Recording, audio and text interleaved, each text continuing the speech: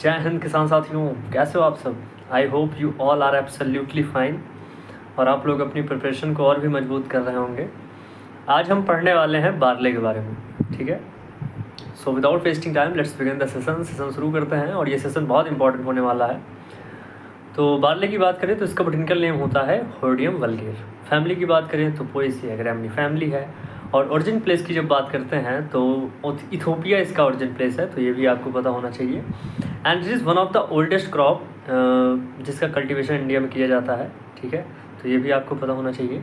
वहीं पे अगर प्रोडक्शन की बात करते हैं, सीरियल प्रोडक्शन की जब बात करते हैं तो barley rank 4th in the world cereal production. मतलब सीरियल प्रोडक्शन में पूरे वर्ल्ड में जो बारले का स्थान है वो 4th नंबर पे है रैंकिंग की जब बात करते हैं हम तो ये भी आपको पता होना चाहिए दोस्त, ठीक है।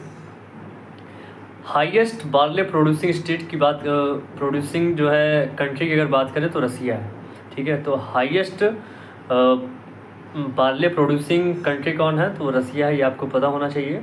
वहीं पर अगर इंडिया में बात करें तो इंडिया में राजस्थान सबसे ज़्यादा इसका प्रोडक्शन करता है, उसके बाद उत्तर प्रदेश करता है, तो ये भी आपको पता होना चाहिए दोस्त, ठीक है। All India coordinator research project जो बारले पे चला था वो 1967 में चला था। कब चला था? 1967 में। And all India coordinator research project जो है मक्के पे कब चला था, तो ये चला था आपका 1957 में, ये भी आपको पता होना चाहिए, ठीक है। वहीं पे जब बारले की बात कर रहे हैं तो 1967, ठीक है। ये डेट बहुत इंपॉर्टेंट है, पूछी जाती है एग्ज़ाम में, ठीक है। ब्लूमिंग जो है बारले में वो 9 बजे से लेके 10:30 बजे तक देखने को मिलता है, ये भी आपको पता होना चाहिए। ब्लूमिंग का मतलब होता है फूल का खिलना, ठीक है। तो जो ब्लूमिंग का टाइमिंग है वो है 9 बजे से 10:30 बजे तक, तो ये भी आपको पता होना चाहिए। बारले क्या है? बारले एक सेल्फ पॉलिनेटेड क्रॉप है, C3 प्लांट है और लॉन्ग डे प्लांट है, ये भी आपको पता होना चाहिए। वहीं पे बारले ग्रोइंग के बिहाफ पे इंडिया में इसको जो है 4 जोन्स में डिवाइड किया गया है, ठीक है। तो barley growing area in India divided into 4 zones और राजस्थान जो है उसमें से सेंट्रल जोन के अंतर्गत आता है, तो ये भी आपको पता होना चाहिए। एक फैक्ट वाली पॉइंट है, फैक्ट वाली बात है, ठीक है, जो आपको पता होना चाहिए। और न्यूट्रिशनल इम्पोर्टेंस की जब बात करते हैं हम तो बारले में जो है वो 70% तक कार्बोहाइड्रेट देखने को मिलता है। प्रोटीन की बात करें तो प्रोटीन जो है वो अल्बुमिनाइड्स फॉर्म में या हॉर्डिन के फॉर्म में जो होती है और 11.5% होता है इसमें प्रोटीन, ठीक है। बारले में कितना प्रोटीन होता है, तो 11.5% इसमें प्रोटीन देखने को मिलती है, ये भी आपको पता होना चाहिए दोस्त, ठीक है। फैट की बात करते हैं तो 2% फैट देखने को मिलता है और इसमें क्रूड फाइबर भी प्रेजेंट होता है, तो ये भी आपको पता होना चाहिए। और कितना होता है? 5.75%। कितना होता है? 5.75%, तो ये भी आपको पता होना चाहिए, ठीक है। नेक्स्ट हम बात करते हैं कि जो बारले होता है वो ग्लूटेन फ्री होता है, ठीक है, ये आपको पता होना चाहिए। बारले का जो फ्लोर होता है यानी आटा जो होता है वो फ्री फ्रॉम ग्लूटेन होता है, ये भी आपको पता होना चाहिए। नेक्स्ट है कुछ इंपॉर्टेंट टर्मिनोलॉजीज़ हैं जो बहुत ज़्यादा इंपॉर्टेंट है और आपको पता होना चाहिए, तो उसको भी 1 by 1 डिस्कस करते हैं, ठीक है। सबसे पहला पॉइंट है, in India 90% of the produced barley is used for human consumption. 90% तक जो प्रोडक्शन बारले का किया जाता है वो ह्यूमन कंजप्शन के लिए किया जाता है, तो ये भी आपको पता होना चाहिए। और संस्कृत में जो है बारले क्या कहते हैं, तो संस्कृत में बारले कहते हैं यावा। क्या कहते हैं? यावा, यावा कहते हैं, ये आपको पता होना चाहिए। और एक बहुत ही फेमस डिश है जो बनती है बारले से, जिसको हम जौ कहते हैं, ठीक है, हिंदी में, और वो बनती है सत्तू, ठीक है। और ये यूपी और बिहार में बहुत ज़्यादा फेमस डिश है, ठीक है। गर्मियों में क्या करते हैं, सत्तू को घोल के लोग पीते हैं और सत्तू को सान के जो है आप आम की चटनी के साथ खा सकते हैं, बहुत टेस्टी लगता है, ठीक है। मैं तो बहुत बचपन में खाया हूँ, अभी भी मैंने डिमांड की थी मम्मी से कि मम्मी बनाओ, तो अभी रिसेंटली खाए हैं 2-3 दिन पहले, ठीक है। तो आप भी खाइएगा, बहुत अच्छा टेस्ट होता है, ठीक है। नेक्स्ट पॉइंट पर हम चलते हैं। तो बारले जो है बेसिकली यूज किया जाता है माल्टिंग पर्पस से, मतलब बियर और विस्की बनाने के लिए माल्टिंग का मतलब बारले का यूज किया जाता है, जौ का यूज किया जाता है विस्की और बियर बनाने के लिए, तो माल्टिंग पर्पस से जो है बारले का यूज किया जाता है, ये भी आपको पता होना चाहिए, ठीक है। उसके बाद नेक्स्ट पॉइंट पर हम चलते हैं। तो ड्यू टू कूलिंग इफेक्ट, और पता है आपको कि बारले क्यों कंज्यूम किया जाता है, तो बारले कंज्यूम करने का कारण है, और गर्मियों में ये जो है व्हीट का रिप्लेसमेंट का काम करता है, ठीक है। लोग जो है आटे की जगह सत्तू का आटा और उसके बाद आम की चटनी के साथ कंज्यूम करते हैं, क्योंकि ये कूलिंग इफेक्ट देता है स्टोमक को, ठीक है। तो इस वजह से इसको खाते हैं। ह्यूमन बॉडी में कूलिंग इफेक्ट देता है, मतलब क्योंकि गर्मी बहुत ज़्यादा पड़ती है तो उस समय भाई कूलिंग चाहिए होगा ना, तो कूलिंग के लिए इसका यूज़ किया जाता है। तो वही इसमें पॉइंट लिखा है कि due to its cooling effect on human body barley preferred over wheat during summer, ठीक है। तो ये पॉइंट है, ये आपको पता होना चाहिए। वही मैंने आपको हिंदी में इसका पूरा विवरण दे दिया है, ठीक है। तो वही इसका मतलब है। नेक्स्ट बात करते हैं, तो और भी सारे जैसे सेवरल कंसनट्रेटेड फूड्स जो है बनाए जाते हैं बार्ले से। वहीं पे एक और है बॉर्नवीटा, ठीक है। तो बॉर्नवीटा जो है वो भी बार्ले से ही बनाया जाता है, ये भी आपको पता होना चाहिए।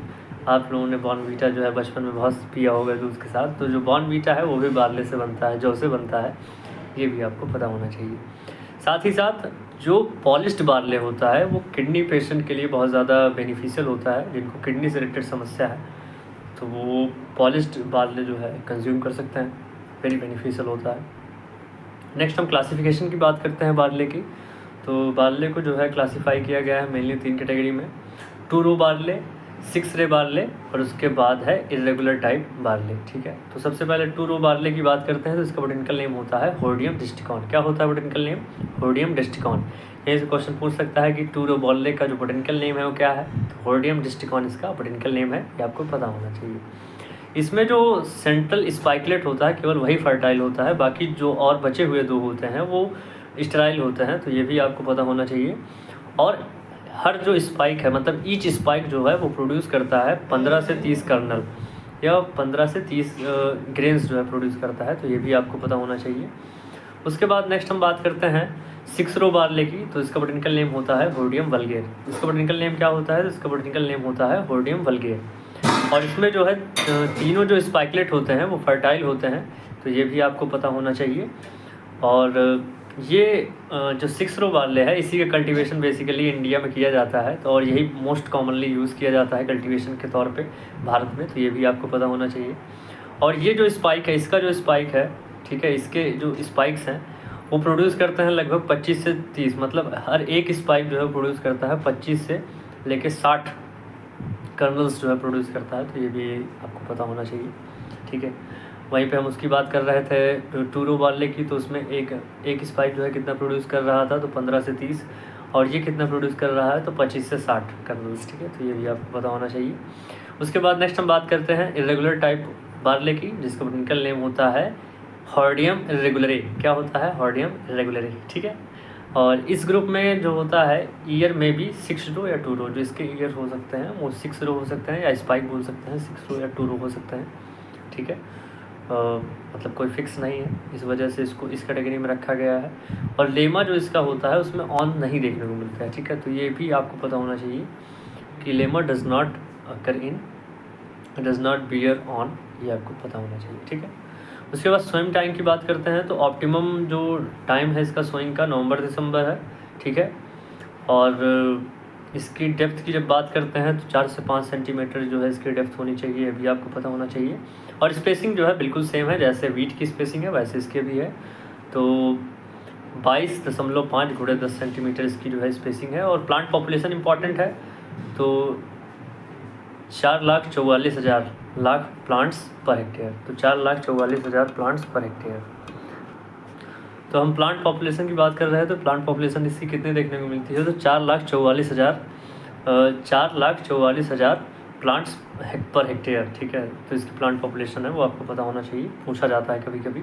सीड रेट की बात करते हैं तो 75 से 80 kg पर हेक्टेयर इसका क्या होता है, बीज दर होता है। कितना बीज दर होता है, तो 75 से 80 kg पर हेक्टेयर इसका बीज दर होता है। प्लांट पॉपुलेशन की बात करते हैं तो 4,44,000 plants per hectare, 4,44,000 plants per hectare इसका क्या है, प्लांट पॉपुलेशन है, ये भी आपको पता होना चाहिए, ठीक है। क्लाइमेट की बात करते हैं तो बार्ले को जो है एक कूल सीजन क्रॉप है, ठीक है। और कूल क्लाइमेट इसको चाहिए होता है, तो ये भी आपको पता होना चाहिए। वहीं पे जब बात करते हैं हम सॉइल की, तो इसके लिए जो होता है वेल ड्रेन्ड लोमी सॉइल इसके लिए बेस्ट सुटेबल सॉइल है, तो ये भी पता होना चाहिए आपको। और पीएच जो है 7 से 8 जो है आइडियल होता है बार्ले के लिए, मतलब हाई पीएच चाहिए होता है, ठीक है। तो ये भी आपको पता होना चाहिए। बेसिक नेचर की सॉइल अगर है तो बार्ले कल्टीवेशन आसानी से आप कर सकते हैं। वाटर मैनेजमेंट की जब बात करते हैं तो वाटर इसको रिक्वायरमेंट की बात करते हैं तो 400 से 500 मिलीमीटर इसको पानी की रिक्वायरमेंट होती है। और बार्ले जो है बहुत ज़्यादा टॉलरेंट क्रॉप है ड्रॉट के अगेंस्ट, ठीक है। तो मोर ड्रॉट टॉलरेंस है इन कंपैरिजन, जब भी हम वीट से अगर कंपैरिजन करते हैं उसके कंपैरिजन में ड्रॉट टॉलरेंट है, ठीक है। ये भी आपको पता होना चाहिए। Most critical stage of irrigation क्या है, ठीक है।